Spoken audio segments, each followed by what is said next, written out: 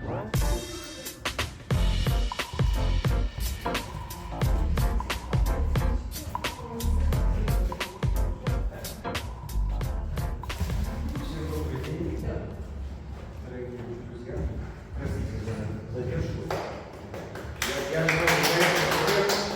лекция принес здесь 62 мячика, 9 булав, 6 шляп, 9 платочков. Но я думаю, что здесь не количество, а качество будет играть сегодняшней встречи. Да. И меня зовут Руслан, кто не знает, я культуролог, магистр культурологии, также я родился в цирковой семье, мой папа клоун, мама воздушная гимнастка, и вот я продолжаю отстаивать статус циркового искусства как искусство, ну, это так, если пафосно говорить, а так я жонглер на нацизме. И сегодняшняя лекция, мастер-класс, который я буду проводить, это, можно сказать, переработка моих различных культурологических текстов. Ну и в целом это такое посвящение отчасти также в контексте выставки современного искусства, которую проводит Маша Петти, тоже моноциклист. И дальше продолжение современному цирку и мой взгляд на современный цирк, как вот я его могу увидеть с точки зрения именно жонглирования как жанра циркового искусства. Итак, начнем с погружения в историю. Цирковые артисты были известны с древнейших времен. Площадкой для выступлений служили как эллипсообразные сцены ипподрома в Древнем Риме, где проводились бега на колесницах, бои гладиаторов, выступали дрессировщики и жонглеры, а также импровизированные балаганы, ярмарочные сцены в Германии, России, Польше, Средней Азии, Франции. И артисты называли, соответственно, Шпильман, Скоморох, Франт, Дарвоз и жонглер. И вот важно обратить внимание на то, что жонглер, это был жонглер не только в нашем привычном понимании, ловкий манипулятор с предметами, это также сам термин произошел от французского «йоклор», что означает «шутник, забавник, остряк», поэтому я сегодня буду пытаться много шутить, чтобы соответствовать немножко этому высокому статусу жонглера. И вот в целом в средние века называли жонглерами любых уличных артистов, музыкантов и бродячих комедиантов. Жонглирование один из старейших жанров циркового искусства, сохранились старые древние изображения, вот это вот изображение сбоей хасанских гротов в Египте 3,5 тысячи лет назад. 3,5 тысячи лет назад до нашей эры я записал, не знаю, что это значит, но, видимо, до нашей эры 3,5 тысячи лет.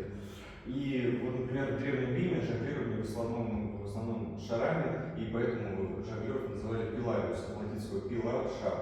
А в странах Древнего Востока деревянными палочками, тряпичными мячиками и дьяволом. Кстати, вчера был фестиваль, чемпионат по дьяволу, то есть эта традиция, она идет еще вот с этих вот древнейших времен. В России манипуляция с предметом показывали скоморохи, которых также называли метальными. Ну, понятно, от какого действия происходит. И жонглеры, они выступали на уличных мероприятиях, балаганах, пели песни, играли. Вот, собственно, то, что происходит на театральном бульваре по сей день. И мастерская, да, вот интересный вопрос, на самом деле, у жонглеров.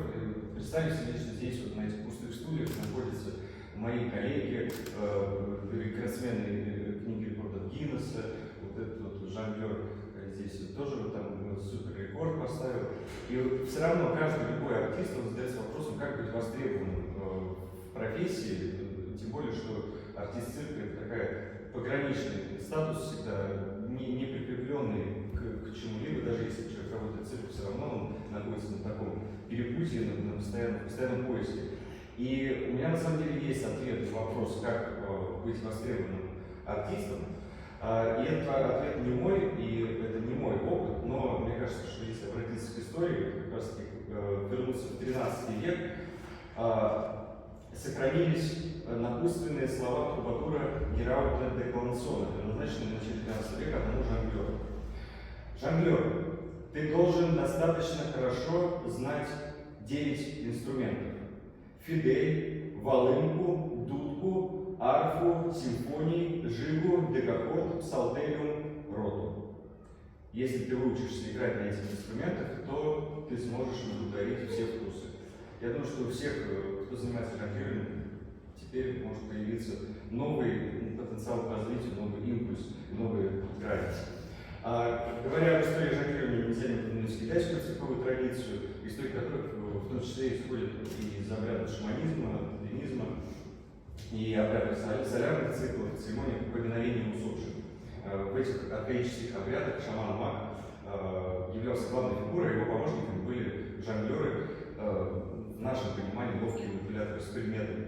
Они перекидывали палки друг другу, били друг друга, ну, собственно, чтобы это соответствовало тем представлениям того времени о том, как нужно отдавать дань усопшим.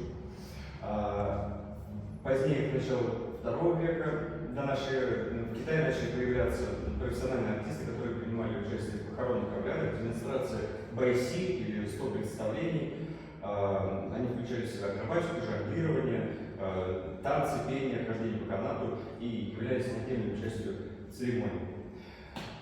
Всегда, во все времена, как мне кажется, положение артиста было неоднозначным, несмотря на ритуальную, культурную значимость артиста любого жанра, в том числе жонглеров. Жонглеров боялись и презирали. Но в средневековой Европе без выступлений артистов не проходило ни одно мероприятие религиозное, культурное и так далее. Но нередко церковная власть она благоволила артистам, в том числе жонглерам. Гистрионы были своеобразными хранителями коллективной памяти народа.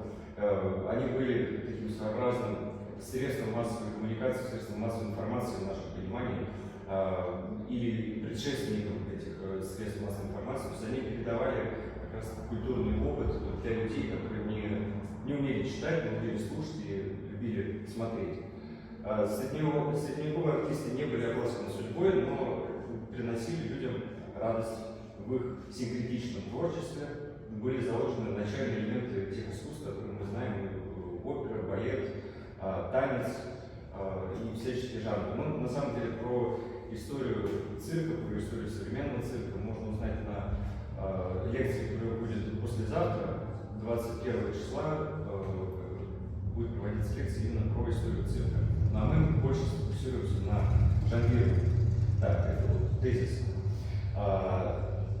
Эстетика циркового искусства и театра в основе своей символична. Символизм здесь проявляется посредством диалектичности, диалога. Юмор строит диалог со страхом, с опасностью. Постоянное волшебство, оно сталкивается с реальными трудностями. И в такой конвергенции рождается специфическая эстетика цирка, неотъемлемой частью которой является символ.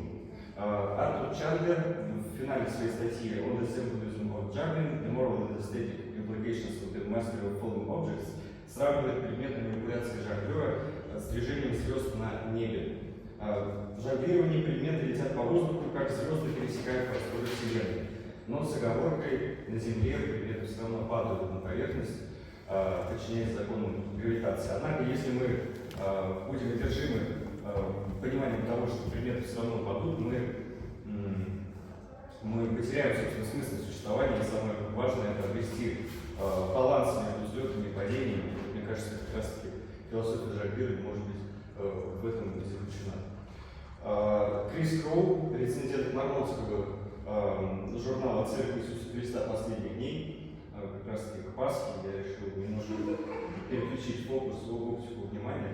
В Солт-Лейк-Сити, США, в штате Юта, этот журнал издается, и вот Крис Кроу сравнивает моральные законы паствы с непоколебимой устойчивостью жонглера на точке опоры при исполнении трюка. И приводит эту устойчивость как пример для подражания.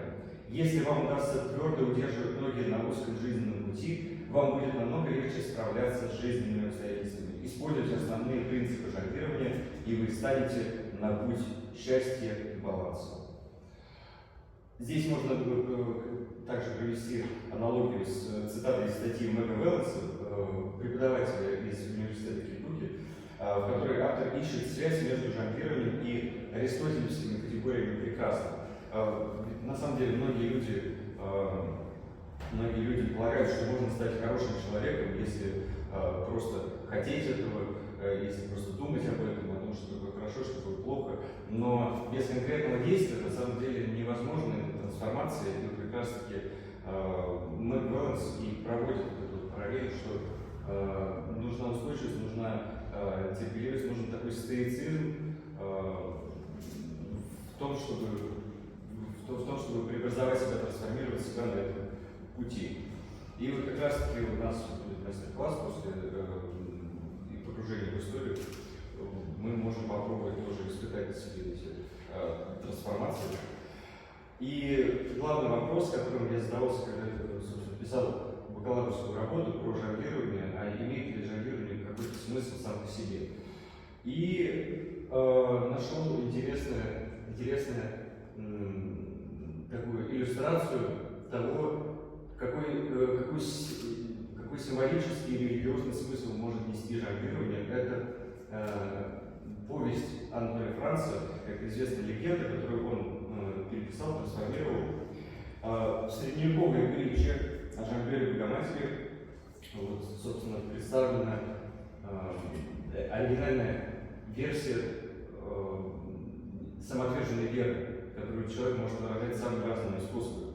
И это история о жонглере Барнабе, который жил во Франции в эпоху короля Людовика. Он был не только ее пилатор, жонглер в современном понимании, но также и артист разных жанров. Он бросал, судя по рассказу Анатолия Франца, 12 ножей, стоя на голове, но дальше вы все сами увидите. И я даже не знаю, кто из современных артистов может также сделать, стоя на руках, жонглировать ногами 6 медными шарами. Мне кажется, аналогов этому нет. Ну, могла бы быть Лера, если бы она не опаздывала. Но Леры здесь нет, поэтому продолжаем дальше. Да, и вот интересный момент, что учитывая вот этот пограничный статус циркового артиста, в средние века сам Барнабе, он был истинным христианином и любимым из святых. Он больше всего предпочитал Пресвятую Деву Богоматерь. И он был очень набожен. После беседы с монахом Барнабе приняли в монастырь. Он был рад тому, что стал на путь истинный, но он не находил себе места, потому что не знал, как он, неграмотный гистрион, мог бы выразить свою любовь к Богоматери. И Барнабе все время искал эту возможность, но никак не находил. Но вдруг в какой-то день ему пришло озарение. И он однажды утром пробудился и отправился к алтарю и остался там один на один с иконой больше часа. И так он делал каждый день, он приходил туда, никто не знал, что он там делал.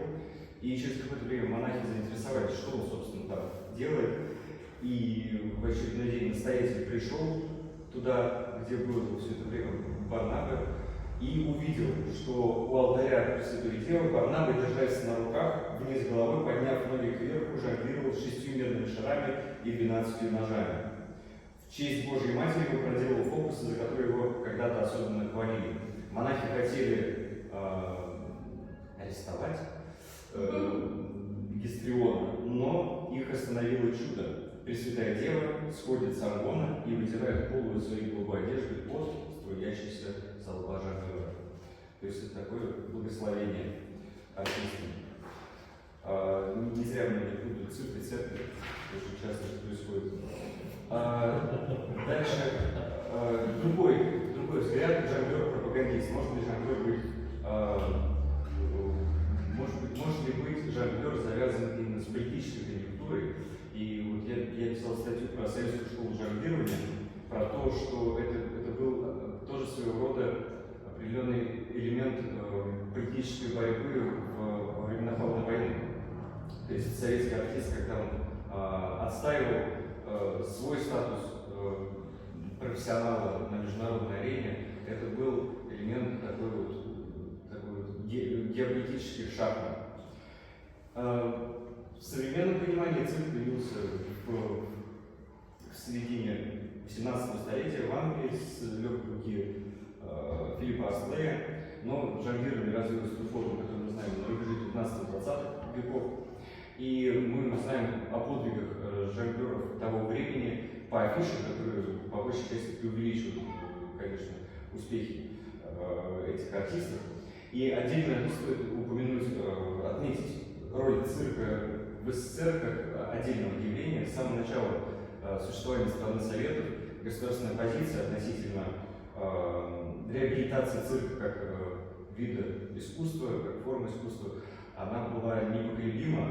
И вот как раз и декрет об объединении театрального дела, один из первых декретов, который был подписан Владимиром Ильичем после революции, он утверждал как раз таки независимость цирка и театра.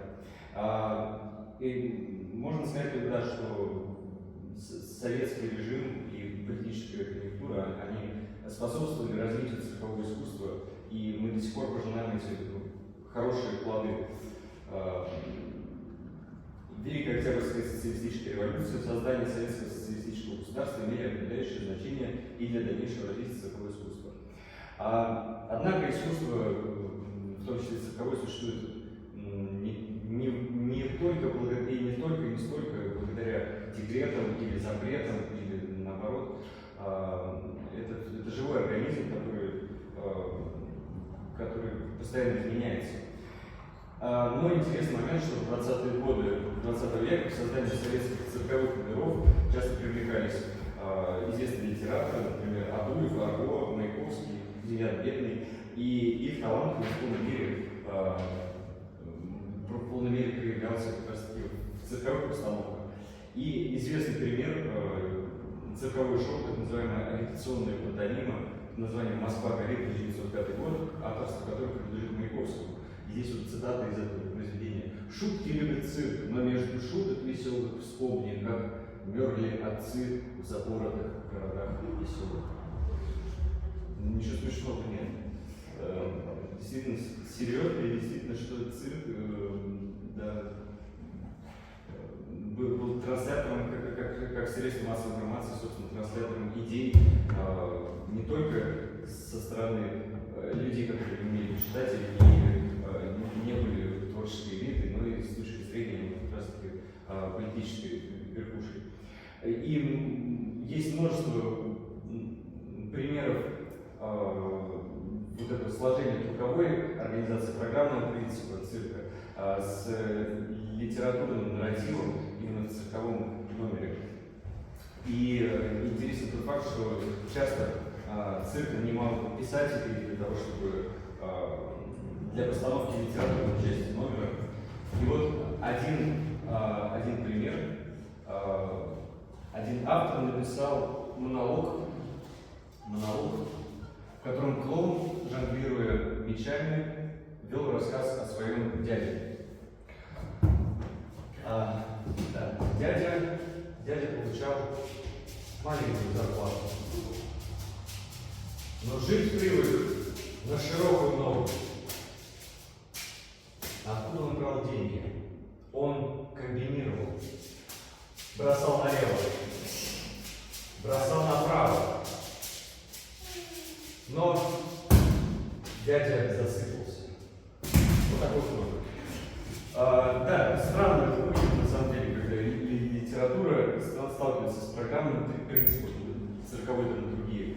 Но также вот есть пример, неизвестно точное имя артиста, я просто прикрепил фотографию Михаила Пащенко, потому что вот красиво, с самоварами.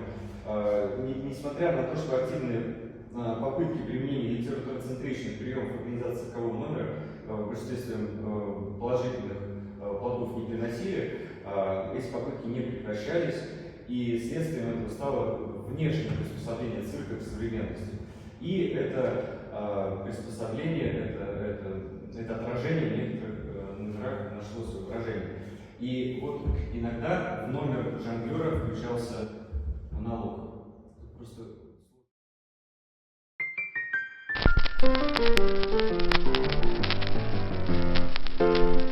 Это было еще в буржуазные дни, дни придворно-помещичьей власти, где на каждом шагу попадались одни лишь цилиндры, сигары и трости.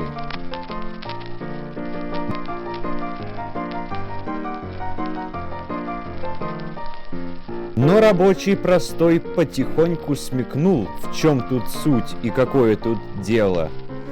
Власть забрал в октябре, словно вихрем дохнул, и все это вот так полетело.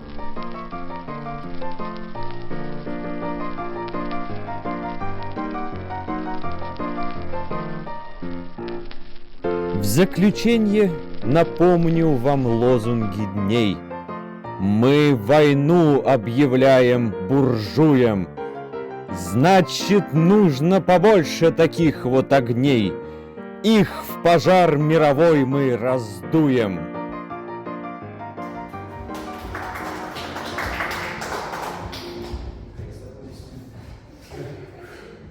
Да. Согласитесь, странно, весьма странно выглядит. И не ожидал, что вы будете аплодировать. Также тоже фотография артиста, о котором вы говорите, она утеряна. Здесь у него тезка. Бесстрашный гранатометатель Александр Рено, известный в дореволюционное время, цирковой номер, он строился по такому сюжетному принципу. Устинов, он же Рено, он же бесстрашный гранатометатель, четким шагом вышел на середину манежа и отдал честь. Затем, сняв китель, оставшись на крахмаленной рубашке, стал кидать и ловить металлические ядра. Они в рекламе назывались гранатами. И, покончив с ядрами, установив на лоб небольшую пушку, выстреливал. И, несмотря на отдачу при выстреле, сохранял равновесие. Вот, собственно, и весь номер. Впоследствии номер был переформатирован в городском Устинов. Артист появлялся в образе комиссара Красной Армии, начинал жонглировать винтовками, потом хватал из зала расхлябанного буржуя и начинал его активно перевоспитывать. Вот тоже такое сочетание несочетаемого. Также яркой идеологической окраской обладали номера Прыгуна, клоуна Виталия Лазаренко, который часто работал с поэтом Владимиром Маяковским, сам Лазаренко тоже писал стихи, и Лазаренко стремился к номерам открыто публицистическим и подчеркнуто тенденциозным, и стремился соединять средства цирковой выразительности со словом, пытаясь добиться эффекта, чтобы цирковой трюк подчеркивал и усиливал идею, заложенную в словах. Он создавал номера плакаты, соединяющие броский текст с яркими и выразительными трюками. Так, выступая на первомайской демонстрации 1919 года на площадях Москвы, Лазаренко заканчивал свой номер стихами. День 1 мая я, разумеется, не пожалею ни сил, ни ног. Рабочим, крестьянам и красноармейцам посвящаю свой лучший прыжок. И прыгал через препятствия. Йохан Хайзинга определял игру как форму становления культуры. Согласно его идеям, игра должна производиться в обособленном от земли, от всего профанного пространстве. И таким пространством является храм, экран, а также цирковая арена. Древний цирк, как говорит Хайзинга, это синкретическое зрелище, где ипостаси находились в динамике равновесия. По мнению автора, цирк представляет собой не только модель реконструкции архаичной культуры, но и космос в миниатюре. Говоря как человека играющего, первое, что возникает у меня ассоциация, это Александр Фриш, известный советский цирковой артист. И Александра Фриша называют человек-праздник, человек-оркестр, и такие эпитеты, они вполне согласуются с идеей человека, играющего, который во всем видит игру, и любое действие для него игра. В своем же классическом номере клоун-жонглер Фриш выезжает на манеж на маленьком моноцикле. На голове у него большой барабан, а фрачную пододерку ему заменяет приклеенный к нагрудному карману цветок в вазе. Артист приехал дать концерт, но в цилиндре оказывается кирпич. Фриш не унывает, он ставит нотную тетрадь на пюпитр, открывает ее, и оттуда вываливается еще один кирпич и больно ударяет Фриша по ноге. Сила притяжения неумолима. Но артист намерен провести свой концерт, несмотря ни на что. Он самозабвенно ударяет в барабан.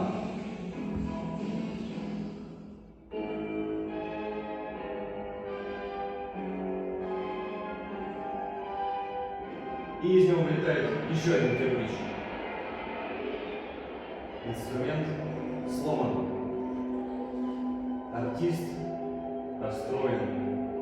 Он собирает обломки своего музыкального комплекта.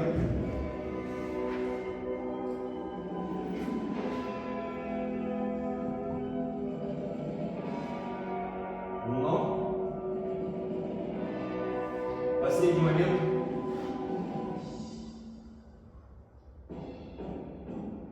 он слышит звук. Он запрыгивает на барабан. Клоун слышит ритм, который случился от его приземления на инструмент. А ведь это тоже музыка. Он заходится в чечетке.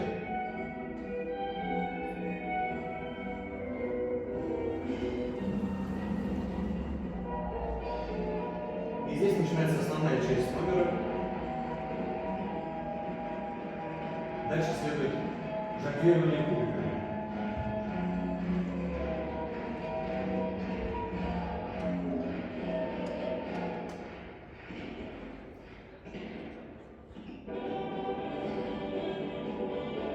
Артист превратил свое несчастье в игру, а своих бездушных вредителей в действующих лиц своей игры. Если работу с предметом, который осуществляет Александр Фриш в своем номере, можно трактовать как победу человека над абсурдными и иррациональными обстоятельствами, то француз Лоик Фор остается заложником этих обстоятельств. Здесь не помогает рациональный подход. Остается лишь принять тот факт, что предмет обладает подобием воли. Вот в этом номере на заднем Home Лоик Фор тащит что-то по сцене за цепь. С неба падает мячик. Лоик Фор пытается дотянуться до мяча, но его сдерживает цепь, которую он сам же держит.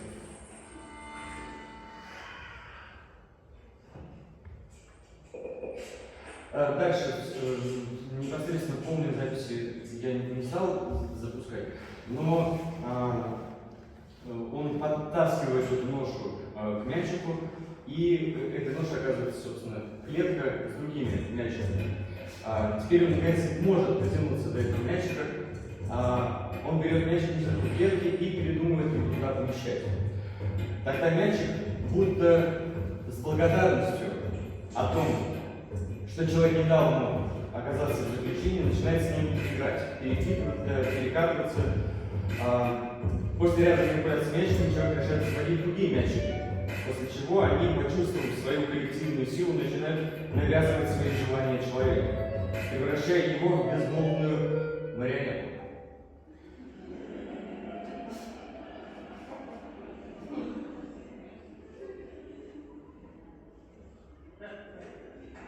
У человека появляется осознание своей безвольности, и он через большое усилие помещает все мячики обратно в клетку.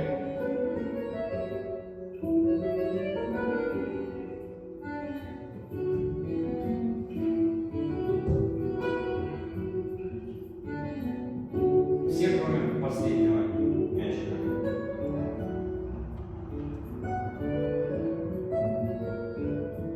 И мячик уже почувствовал свободу.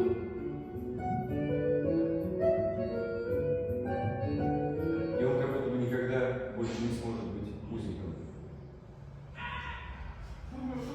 Сложно представить, чтобы такая ситуация случилась с Александром Кисом, легендой советского цирка.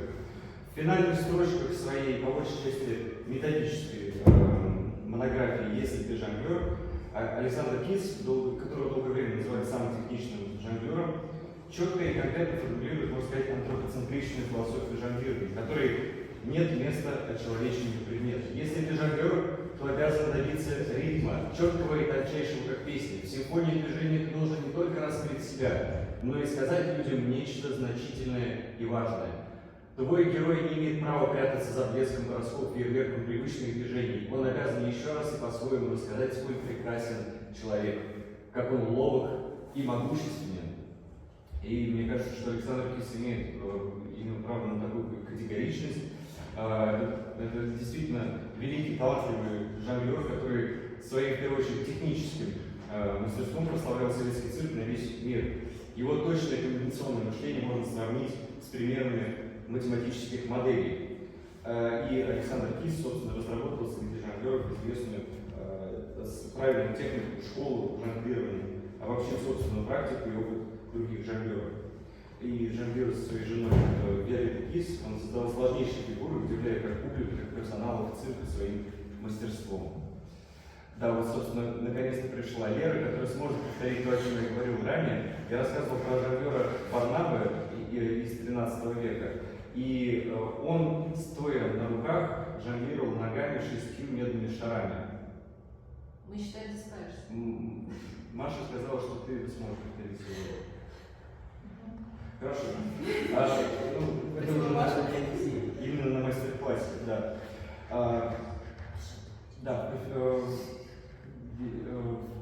В повседневной жизни наше основное средство коммуникации – это язык, речь, и обучение жонглирования можно сравнить с обучением чтению. Сначала мы читаем буквы, потом слова, собственно, трюк буквы – это как предмет, мячик, кольцо, трюк – это уже целые слова и предложения, сочетания нескольких слов, это уже сравнить предложение в тексте. И жонглер Майкл Дэвис в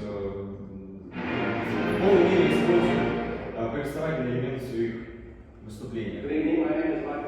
Кстати, это единственный профессиональный жонглер, который приглашает своими номерами на программу Saturday Night Live в течение 6 выпусков.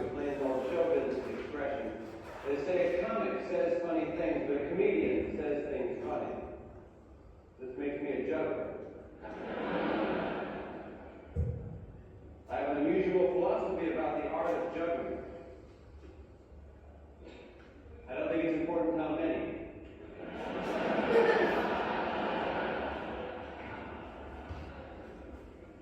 There are two ways to do juggling tricks, with applause and the way that we're doing them.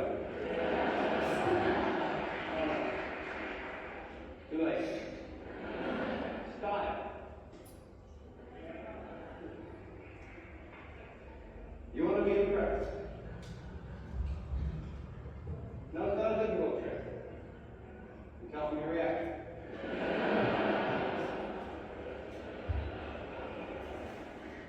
A really good juggler could do this and even look away.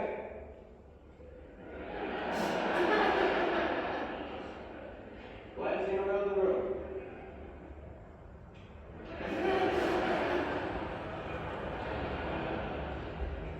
Glad you could make it. Nice dress, sir. Да, это все можно найти в интернете. Я думаю, что просто я себя очень неловко чувствую, когда кто-то более смешной, чем я. Все-таки это мой вечер, и мы пойдем дальше. Артист-жонглер исполняет трюк, использует игру как способ существования разными средствами, помимо технических, также юмор, философия, эмоции, бросает вызов повседневности. Он транслирует искаженное, нестандартное, абсурдное восприятие реальности. Все его действия, так или иначе, являются символическими. И само по себе жонглирование, подкидывание ловли предметов, не несет никакой идеи, следовательно, символика не зависит от технического фактора выступления жонглера. А жонглирование может быть символом только тогда, когда оно зачинено общей идеей художественного произведения, номера, циркового или театрального шоу. И часто последовательность трюков в номере выстраивается исполнителем в соответствии с ритмом музыкального сопровождения. И вот яркий пример – это номер Криса Блиса, который тоже многие знают, жонглирование под песню группы Beatles. И на самом деле такой прием напрашивается сам по себе. Музыка, которая сопровождает действие в любом виде исполнительского искусства, это мощное средство художественной выразительности. И в свою очередь жонглирование можно назвать самым ритмичным из цирковых жанров.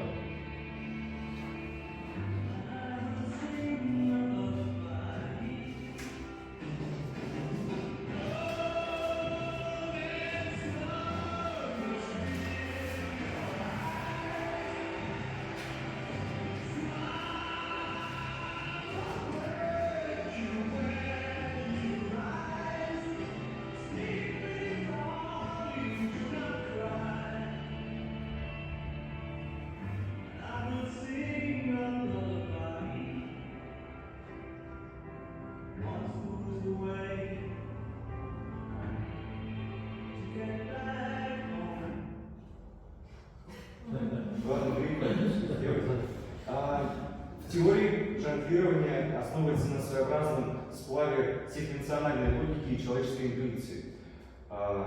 Все больше исследователей в своих работах утверждают, что жонглирование способствует развитию умственных способностей человека.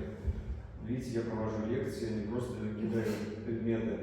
Видимо, это действительно так. И, к примеру, доктор психологических наук Джереми Динсли в статье «The Mental Benefits of Juggling» «Польза жонглирования для психики» приводит результат научного эксперимента. В первой группе из 12 человек каждому участнику установили датчики для считывания мозговой активности, и каждый в течение 6 недель по 30 минут в день обучался жонглированию. По истечению срока показатели всех 13 участников первой группы, которые обучались жонглированию, сравнились с показателями групп людей, которые все 6 недель не обучались жонглированию, и исследователи отметили у людей из первой группы важные изменения активности белого вещества мозга, соединительных пучков нервных волокон. Звучит научно, я думаю, что это, да, это действительно говорит о каком-то прогрессе. И еще одним обстоятельным исследованием на эту тему является научная статья Changes in Gray Matter Induced by Learning, написанная работниками Гамбургского и Йенского университета в Германии. А также семейный психолог и артист юмористического жанра доктор Аллен применяет жонглирование в своей методике лечения от неврозов. Его идея заключается в том, что регулярная тренировка помогает справиться со стрессом, потому что жонглирование способствует творческому проявлению глупости. Его коронная фраза «Да просто играй», говорит он. Ну, вспомним человека, играющего Homo Ludens, Йохан Гейзингер. Питер Франкл, кандидат математических наук, полиглот, преподаватель, является также артистом уличным артистом оригинального жанра. Я не могу заставить человека сделать усилия и прочитать мои работы по математике. Однако большинство людей, проходя по улице, с удовольствием остановятся, чтобы посмотреть на мое жонглирование. Так что для меня это своего рода инструмент коммуникации. Также активно применяет как инструмент коммуникации в своей работе артисты команды Less Objects Once, что переводится как «летающие объекты». У коллектива есть множество спектаклей. Вот, например, в спектакле Catch 22 исследуется дихотомия порядка и беспорядка, неумолимой логики и непреодолимого абсурда, физических законов и виртуозного безумия. Это язык Хамонса. И Catch 22 – это английское выражение, вошедшее в повседневный язык благодаря роману Джозефа Хеллера и обозначающее извращенные и безвыходные ситуации. Так что здесь тоже интересное сочетание, пересечения литературного нарратива и программного принципа цирка и художественных произведений. И, собственно, самое, что больше всего напрашивается, это жонглер как перформер. Например, современная цирковая труппа из Лондона Гандин и Джаглинг в своих спектаклях сочетает жонглирование, современный танец и наработки концептуального театра. И спектр их интересов широк, от исследования сексуальности и критики патриархата в шоу Clowns and Queens. У нас здесь нет никого младше 16, нет? Здесь будет жонглирование, осуществляемое разными предметами, вызывающими прямую ассоциацию с половыми органами. И это идет как раз-таки в параллель и в развитие идеи перформативного поворота в современном искусстве, исследования телесности, исследования сексуальности, исследования взаимодействия человека с материальным, роли материального в социальных взаимодействиях.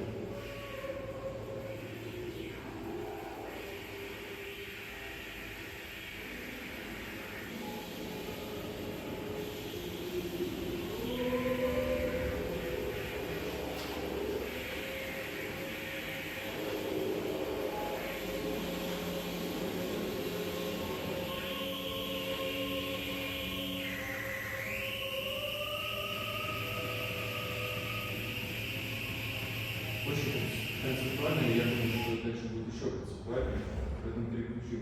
И да, коллаборации различные на базе, например, индийского танца Барахатаньян, вот это шоу Сигма, тоже с применением жонглирования. Здесь жонглирование как, собственно, тоже средство выразительности, концепции динамики равновесия, диалога между хаосом и порядком, космос, хаос. Будет интересно. Кстати, я видел, что есть на официальном сайте полная запись этого спектакля, посмотрели. И да, полная запись есть на сайте. И жонглирование, в свою очередь, может быть инструментом выразительности перформативных концепций, на мой взгляд, и примеров тому крайне мало. Из современных примеров, вот из современных примеров я могу вспомнить именно коллектив Сиа Ео и, собственно, Less Plans, который мы видели до этого. И вот на сегодняшний момент одно из немногих театральных цирковых шоу, в которых жонглирование является полноценной частью повествования, на протяжении всей программы является работа коллектива, бельгийского коллектива. Манипуляция с предметами в спектакле All the Fun достигает полного слияния не только с музыкальным сопровождением, но и с драматическим повествованием. И тоже есть полная запись, она очень большая, 1,5 часа, и презентацию я не стал вставлять. Немножко расскажу. На условную сцену все и зрители, и артисты находятся в одной плоскости. Выходит человек и достает из пакета включенный микрофон. Далее следует монолог, задающий смысловую концепцию всему, что будет происходить на спектакле. Мы собрались, ну, собственно, как и мы сегодня собрались здесь, мы собрались здесь, чтобы отдать должное бессмыслице, отдать должное всем тем вещам, которые были изобретены и произведены, чтобы служить чему-то такому, что является абсолютно бессмысленным. Это шоу «Дань бессмыслицы». Это дань сережкам, декорированной туалетной бумаги и свечкам для торта ко дню рождения. Дань похоронам, плюшевым медвежатам и вечеринкам. Это дань топору древнего охотника, которого он украсил, а также времени, которое он бессмысленно потратил на его украшение.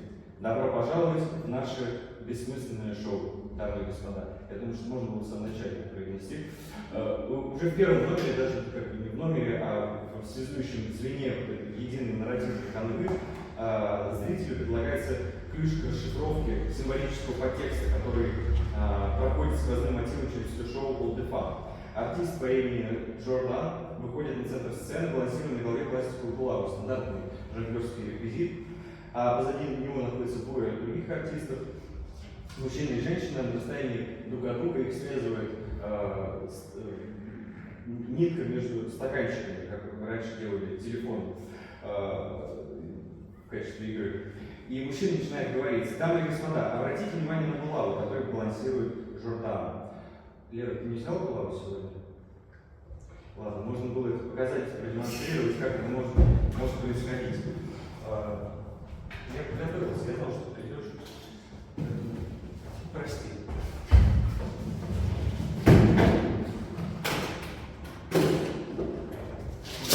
Училище есть булава, а есть такая вот, я сам сделал период. Можешь на голове 15 минут делать булаву?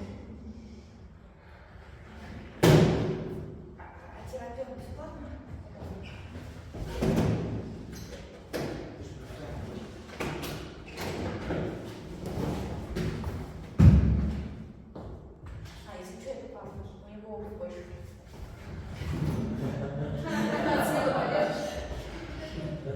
Ну, мы начнем, если ты узнаешь, просто всех победит, что мир умеет нас перед. Дамы и господа, обратите внимание на булаву, которую балансирует Жордан, а также на то, как эта булава красиво разрисована яркими красками. Через секунду душа Леры переместится внутрь этой булавы. Ее тело останется неподвижным, но ее душа переместится внутрь булавы, и она сможет увидеть все, что находится внутри булавы, все, что мы не можем видеть.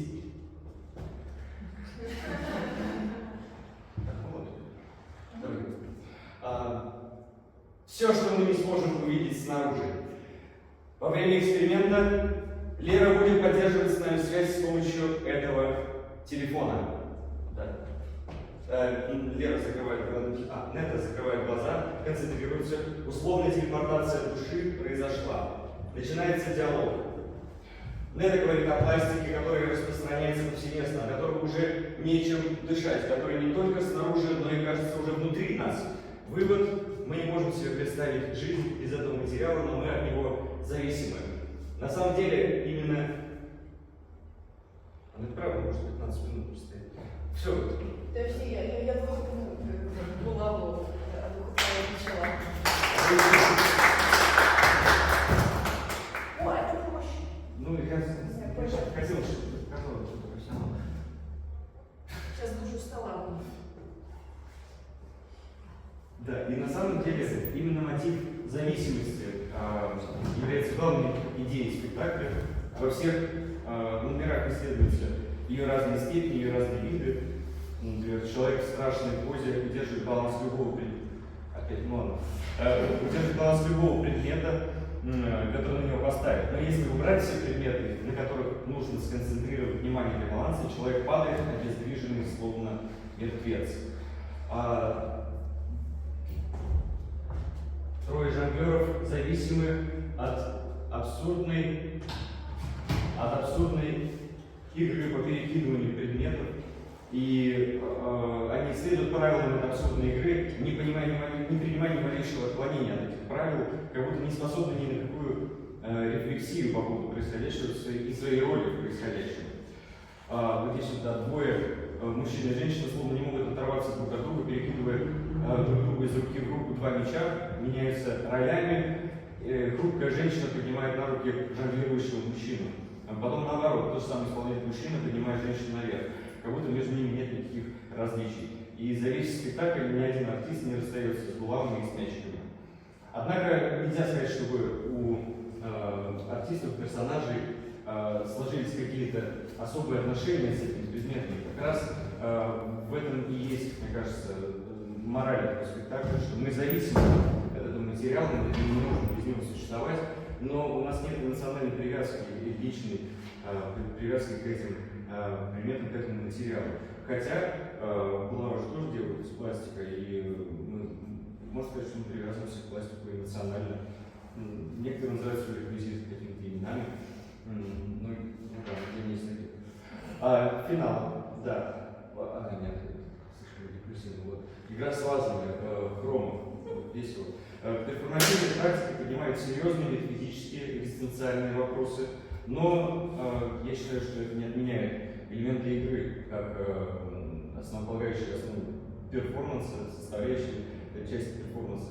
И стоит заметить, что позиция Йоханна Хейзинга относительно того, что игре противостоит серьезность, а также в особых случаях труд, тогда как серьезному могут также противостоять шутка и забава. И эта концепция может быть пересмотрена. И сложно согласиться с тем, что игра вырождается, когда мы обращаемся к серьезным темам. И такие темы, они затрагиваются всегда. Точно так же в любой серьезной работе сопутствует элемент игры. Жонглирование в контексте номера обладает символикой, но только тогда, когда сам номер, шоу, спектакль обладает идейной направленностью, заложенной в сюжет. Жонглирование для жонглера – это игра, а именно символическая интерпретация повседневности через художественное действие посредством манипуляции с предметом. Символическая трактовка жонглирования возможна, но только тогда, авторской позиции. Тогда жонглирование может символизировать господство человека над хаосом, одушевление предметов и зависимость человека от них. Или просто игра.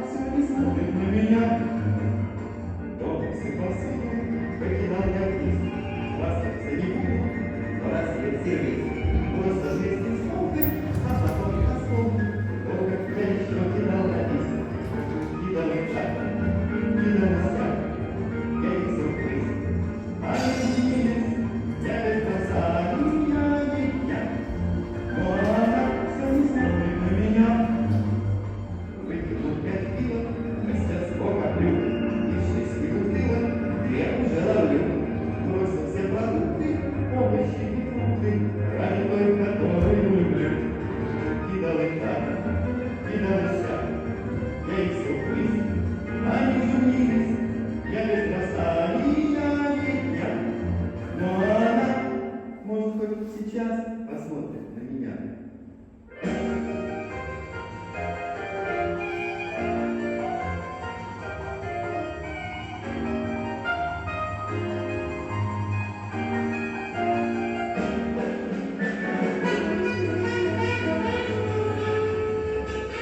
Спасибо всем за внимание.